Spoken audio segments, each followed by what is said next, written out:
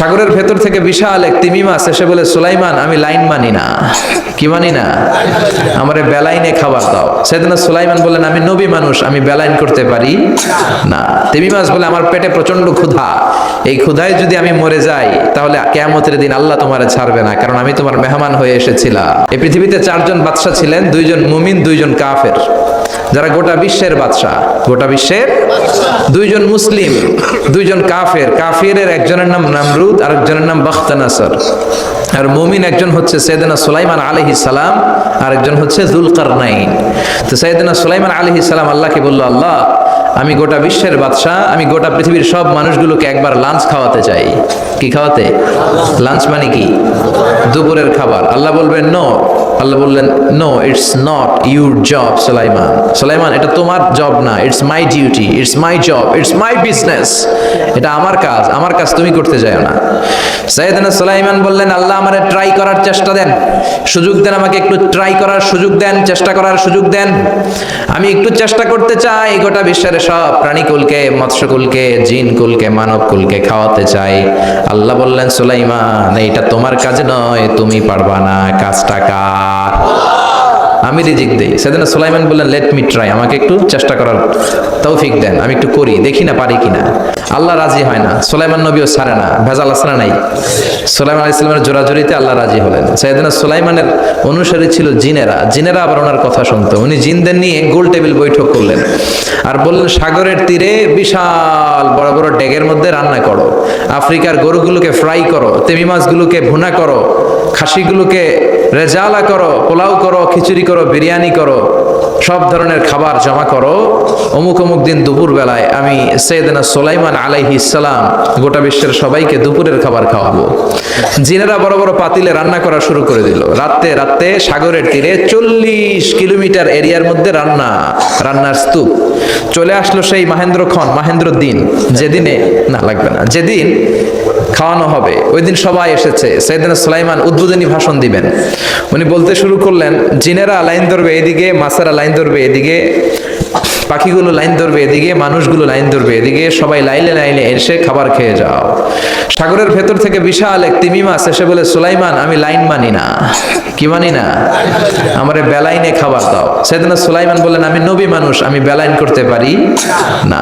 তিমি মাছ বলে, আমার পেটে প্রচন্ড ক্ষুধা, এই ক্ষুধায় যদি আমি মরে যাই তাহলে কিয়ামতের দিন আল্লাহ তোমারে ছাড়বে না, কারণ আমি তোমার মেহমান হয়ে এসেছিলাম।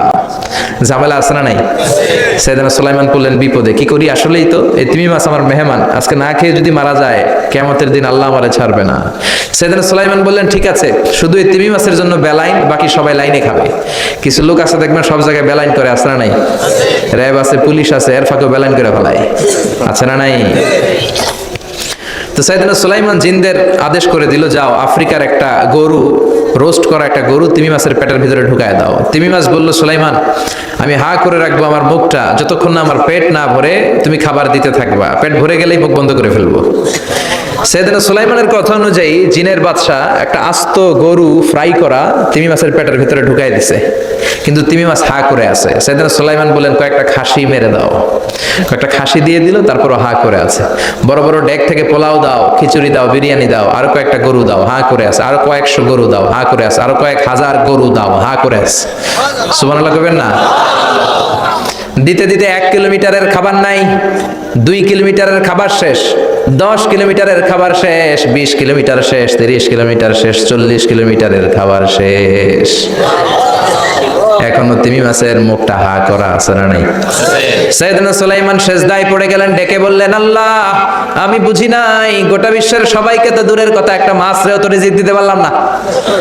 তিমি মাছ এখনো হা করা, ডেকে বলে, সুলাইমান প্রতিদিন রব্বুল আলামিন 3টা লোকমা খাবার আমারে খাওয়ায়, তুমি 40 কিলোমিটারের খাবার পেটে দিয়েছো, কিন্তু আল্লাহর 3টা লোকমার একটা লোকমার সমানও হয় না। এই পৃথিবীতে যত প্রাণী আছে, মানুষ আছে, সবাইকে রিজিক দেয় কে? এজন্য রিজিকের মালিক আল্লাহ। ডেকে বললেন, গোলাম আযাব আর গজব ততদিন আসবে যতদিন তোমাদের নাফরমানি বন্ধ না হয়, আর যেদিন থেকে নামাজি হয়ে যাবা, যেদিন থেকে আল্লাহওয়ালা হয়ে যাবা, আযাব আর গজব বন্ধ করে দিবে কে? রহমত দিয়ে দেশটারে ভরে দিবে কে? লা ইন শাকারতুম লা আযীদান্নাকুম, শুকরিয়া করো আমি নিয়ামত বাড়াই দিব। কার কথা? আল্লাহর। আর জোরে বলেন কার? মা মিন দাব্বাতিন ফিল আরদি ইল্লা আলাল্লাহি রিজকুহা ওয়া ইয়ালামু মুস্তাকাররাহা ওয়া মুস্তাওদাআহা কুল্লুন ফি কিতাবিম মুবিন। আল্লাহ বলেন রিজিকের মালিক আমি একজন, তিনি কে? আল্লাহ। আমি আল্লাহ রিজিক দেই, মানুষগুলোরে রিজিক দেই, জিনগুলোরে রিজিক দেই, পাখিগুলোরে রিজিক দেই, সাগরের মাছগুলোরেও রিজিক দেয় কে?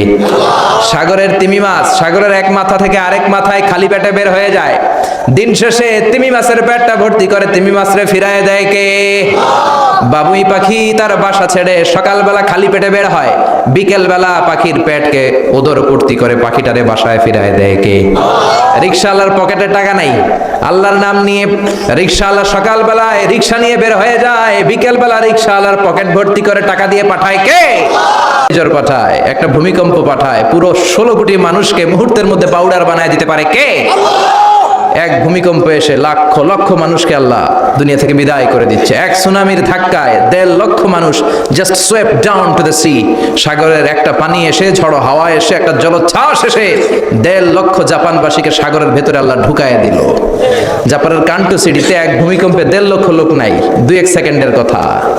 ইন্দোনেশিয়ার সুমাত্রা বান্দা আচেহ প্রদেশে লাখ মানুষ নাই, তামিলনাড়ু স্টেটে হাজার হাজার মানুষ নাই। এজন্য ভূমিকম্প দুর্যোগ আসলে কখনোই বলা উচিত না যে আল্লাহর পাঠানো এই দুর্যোগ আর গজবকে আমি মোকাবেলা করব। আরে আল্লাহর পাঠানো একটা মশা মোকাবেলার ক্ষমতাও তো আমাদের নাই, ঠিক কিনা? এখান থেকে কেউ যদি কয়েকটা ভাওয়া ব্যাংক ছেড়ে দেয় মাহফিলের মধ্যে, এখানে একটা ভাওয়া ব্যাংক, মাঝখানে একটা, পেছনে একটা, আপনাদের পাওয়া যাবে? ব্যাংক আর কি লাভ দিবে? ব্যাংকের চেয়ে 3 ডবল লাভ দিয়ে আমরা দৌড়াবো, ঠিক কিনা? আমাদের কোনো ক্ষমতাই নাই, আমরা হচ্ছে দুর্বল, দুর্বলের ঘরের দুর্বল, আমাকে 14 গোষ্ঠী দুর্বল সবল। এজন্য দুর্যোগ আসলে, ইমার্জেন্সি পরিস্থিতি যদি দেশে আসে, সরকার বাহাদুরের উচিত, মন্ত্রীদের উচিত টেলিভিশনে এসে বলা যে আমরা জাতীয় তওবা দিবস ঘোষণা করলাম। কি দিবস? শোক দিবস করে কোনো লাভ নাই, করতে হবে তওবা দিবস। প্রধানমন্ত্রী বলবে যে আমিও তওবা করলাম, 17 কোটি জনগণ আমার, তোমরাও তওবা করো। প্রধানমন্ত্রী বলবে আমিও নামাজি হয়ে গেলাম, তোমরাও নামাজি হও। তাহলে দেশটার ভেতরে রহমত দিয়ে দিবে কে? বরকত দিবে কে? আর যদি মিডিয়া কর্মীদের সামনে দাঁড়ায় বলি ভূমিকম্প মোকাবেলা করব, আমাদের পর্যাপ্ত খাদ্য মজুদ আছে, কিচ্ছু হবে না, দুর্ভিক্ষ হবে না, তাহলে আযাব আর গজব চাপায় দিবে কে? আমাদেরকে রিজিকের ব্যবস্থা করে কে? সমাজে অনেকে আছে ঝগড়া লাগলে আরো লাগায়া দেয়, আছে না নাই? আগুন লাগলে কি দিয়া নিবা? পানি ঢালতে হয়, অনেকে তেল ঢালে। কি ঢালে? তো আগুন আরো জ্বলে ওঠে। বিষ্ণু বললেন না, খবরদার, ইসলাহু যাতিল বাইন, মিলায় দিবেন। স্বামী স্ত্রীর ঝগড়া মিলায় দেন, ভাইয়ে ভাই কোপাকুপি মিলায় দেন, এলাকায় এলাকায় গ্রামে গ্রামে মারামারি না লাগাইয়া মিলায় দেন। জান্নাতে আপনার ঘরটারে বড় করে দিবে কে? বিশ্বনবীর কাজ ছিল মিলায়া দেয়া। বিশ্বনবী মক্কা থেকে মদিনায় হিজরতের আগে মদিনায় 2টা গোত্র ছিল, এই গোত্রের মধ্যে 120 বছর ধরে মারামারি। কয় বছর? 120। কেউ এই মারামারিটা বন্ধ করতে পারে না। গোত্র 2টার নাম হচ্ছে আউস আর খাজরাজ।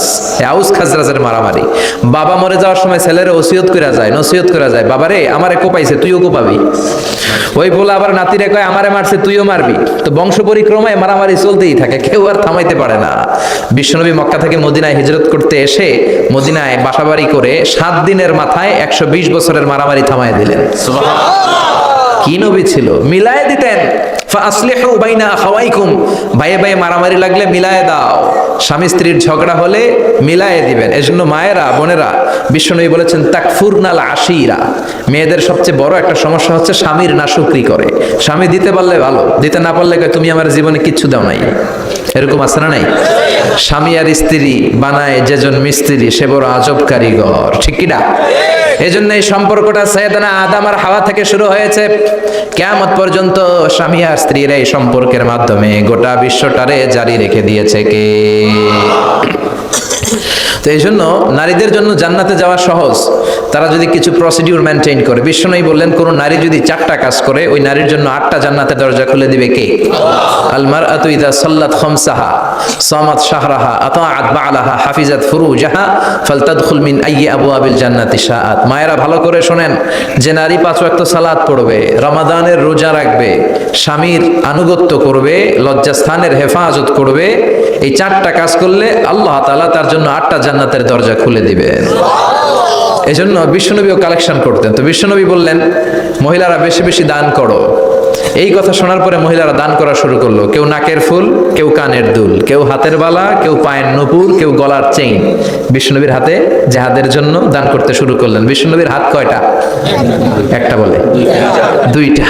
তো দুই হাতে বিশ্বনবী আর কয়টা নিবেন? আর নিতে পারে না। বেলালরে বললেন, বেলাল তোমার চাদরটা নিয়ে আস। বেলাল এরকম চাদর নিয়ে ধরলেন। বিশ্বনবী কালেকশনের ওয়াজ শুরু করলেন, আর বেলাল কালেকশনের সব জিনিসপত্র গুছাতে লাগলো। কোন সুবহানাল্লাহ। এজন্য কালেকশন করাটাও সুন্নাহ, তবে ওটা একটা লিমিটেশনের মধ্যে, একটা সৌন্দর্যের মধ্য দিয়ে। কিছু কিছু মাদ্রাসার ছেলে মেয়েদেরকে চাল ওঠানোর জন্য বাড়ি বাড়ি পাঠায়, আছে না নাই? এদের ছোটবেলা থেকে মানসিকতাগুলো নষ্ট করে দেওয়া হয়। কেমন করে অন্যের কাছে হাত পাতবে এটা শেখানো হয়। ইসলাম বলে আল ইয়াদুল উলিয়া খায়রুম মিনাল ইয়াদিস সুফলা, উপরের হাত নিচের হাতের চেয়ে উত্তম। যে দেয় আর যে নেয় তাদের মধ্যে সে সেরা যে দেয়। চিল্লায় কোন ঠিক কিনা? ধর্মের একটা নিয়ম আছে, গরুর পেশাব খাওয়া লাগে। গরুর পেশাব খেতে হয়। আমরা কি পেশাব খাবো গরুর? 1 কোটি টাকা দিলে? 2 কোটি? 5 কোটি? না, এটা আমাদের রুচিতে হবে না। কি সুন্দর, আমাদের রুচিতে বাধে এমন কোন নিয়ম আল্লাহ দেয় নাই। সুবহানাল্লাহ। আবার আমাদের সেলফ ডিমান্ড, আমাদের ডিজায়ার, আমাদের চাহিদা, আমাদের মননশীলতাকেও ইসলাম গুরুত্ব দিয়েছে। বিশ্বনবী বললেন, ইদা জা আল আশা ওয়াল আশা মান ফাকদ্দিমুল আশা ক্বাবলা আল আশা। ইসলামে রাতের নামাজকে বলে এশা, রাতের নামাজকে কি বলে? আর রাতের খাবারকে বলে আশা, কি বলে? ইসলাম বলে এশা আর আশা দুইটা যদি একসাথে আসে, এশার নামাজ রাখো, আগে আশা খাইয়া লও। সুবহানাল্লাহ। এশারও আজান হচ্ছে, গরম গরম বিরিয়ানি চলে আসছে, কি করবেন? আগে বিরিয়ানি খেয়ে নেবেন, আগে পেটটারে ঠান্ডা করবেন। তা না হলে বিরিয়ানির প্যাকেট রেখে দিয়ে যদি নামাজ পড়েন, নামাজের মধ্যে বিরিয়ানির চিন্তা আছে না নাই? সুবহানাল্লাহ কইবেন না? কি সুন্দর ইসলাম। ইদা জা আল আশা ওয়াল আশা ফাকদ্দিমুল আশা ক্বাবলা আল আশা। চিল্লায় পড়েন সুবহানাল্লাহ। এজন্য ইসলাম আছে যেখানে, আমরা আছি। চমৎকার রজনীতে আমাদের দামি সময় নষ্ট না করে আমরা মহাবিশ্বের মহাবিশ্বয় মহাগ্রন্থ আল কোরআন থেকে কথা শুনি। এর কারণ কোরআন এমন বরকতময় কিতাব, এই কিতাবের একটা ভুলও আজ কেউ ধরে দেখাইতে পারে নাই। বরং ভুল ধরতে আসলে তার হেদায়েতের রাস্তা খুলে যায়, ঠিক কিনা? কেউ কোরআনের ভুল ধরতে পারে নাই, কোরআনকে সংশোধন করা যায় নাই, কোরআনের শত্রুতা করে এর বিরুদ্ধে ষড়যন্ত্র করে কেউ সফল হতে পারে নাই। চিল্লায় কোন ঠিক কিনা? এজন্য রব্বুল আলামিন বলেন, এমন কিতাব একটা দিলাম, এই কিতাব তেলাওয়াত করলে হৃদয়টারে ঠান্ডা করে দেয় কে? ঈমান বাড়িয়ে দেয় কে? ওয়া ইযা তুলিয়াত আলাইহিম আয়াতুহু যাদাতহুম ঈমানা। মুমিন বান্দাদের সামনে কোরআনের তেলাওয়াত করলে ঈমান বাড়ায় দেয় কে? শুধু মুমিনদের ঈমান বাড়ায় না, কাফেরদের সামনে তেলাওয়াত করলেও কাফেরদের কলিজাও ঠান্ডা হয়ে যায়। সুবহানাল্লাহ পড়েন। মিশরের একজন কারি ছিল, কারি আব্দুল বাসেত ইবনে আব্দুস সামাদ। ওনাকে নিয়ে মিশরের প্রেসিডেন্ট জামাল আব্দুল নাসের রাশিয়াতে একটা সফর করলো। তখন আবার রাশিয়ার নাম ছিল সোভিয়েত ইউনিয়ন। কি ছিল? Soviet union. এখন হয়েছে রাশিয়া। বিশাল মন্ত্রী পরিষদের বহন নিয়ে গেল। রাশিয়ার প্রেসিডেন্ট মিশরের প্রেসিডেন্টকে লাল গালিচার সংবর্ধনা দিয়ে ওয়েলকাম করলো।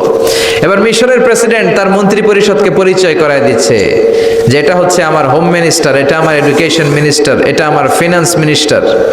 তো সবাইকে পরিচয় করে দেওয়ার পরে ওনার সাথে যে মিশরের কারি আব্দুল বাসেতের দিকে তাকিয়ে রাশিয়ার প্রেসিডেন্ট বলে, এইটা আবার কোন মন্ত্রী?